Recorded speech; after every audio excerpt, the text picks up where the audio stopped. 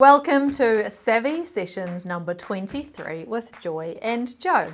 In this session, we're going to be telling you how to best prepare for a VA. Now, the number one thing you need to do is get in the right mindset. So you need to be confident and comfortable that you're ready to hand over and let go of. Yes. Should we call that the let go mindset? The let go mindset. Yeah, I like that.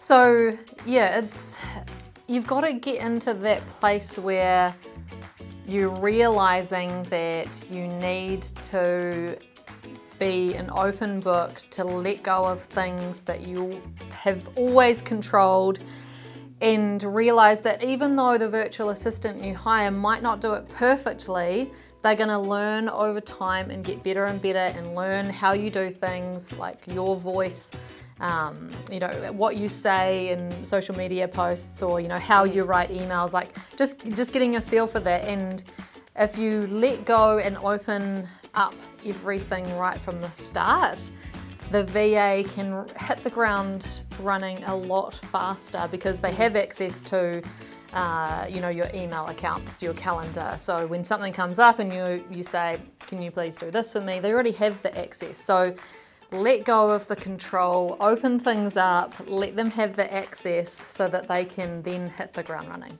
Really, really important. And I'm glad we've got that as number one because it's the most important. Okay, the next one, committing to the handover and the training, the getting started time. So often people will hire a virtual assistant when they're so busy that they haven't made any time or allowance to put it into the handover, getting them set up with things. And often they're trying to do it really bitsy and just a little bit at a time, and it's far, far better, and you'll reap the rewards faster if you're actually blocking out time and giving someone a couple of hours in that first handover meeting where you can really talk about everything and open everything up and give them all the access and talk about the tasks that you want them to take over. Yeah, so really committing time to it. Even though you're super busy and it's the last thing that you want to do, you'll get that return on investment later. Absolutely. And also being clear on your focus. So where do you want to go? So that's for a business coach, that's often focusing on your revenue generating activities. So be clear with what your goals are for that. And then you may not know all the tasks you want to offload to a VA, but as long as you have some understanding, we'll guide you, but at least have some primary tasks to start handing over, so then you can actually focus on what is important to you to grow the business, and then we can take care of the rest. Yeah, absolutely. And if you're not sure about what a virtual assistant could take, or you need some ideas, then we'll pop a link below that will be our 101 things to download, 101 things to delegate to a virtual assistant. So that can give you some ideas about just what they could do.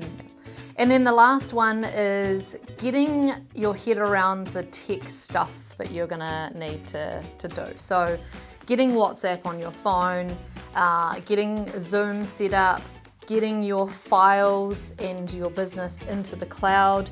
And then the really key one, and all too often we have clients who come on board that are using a free option or a very cheap option for their email and calendar, and it is just far easier for a virtual assistant to get in there, have an email address, monitor your inbox or book things into your calendar and share the calendars. All that stuff is so much easier if you get G Suite or Office 365.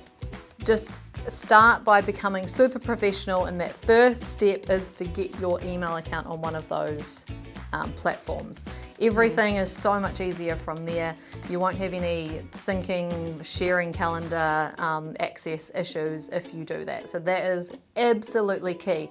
I know that it's cheap and free and easy to set up those cheap options, but it is far better to have the paid options. So if you have those as a starting point, making sure that all your files are in the cloud, then you can get off to a really good start with your VA. It's going to be much easier for them to get access into things.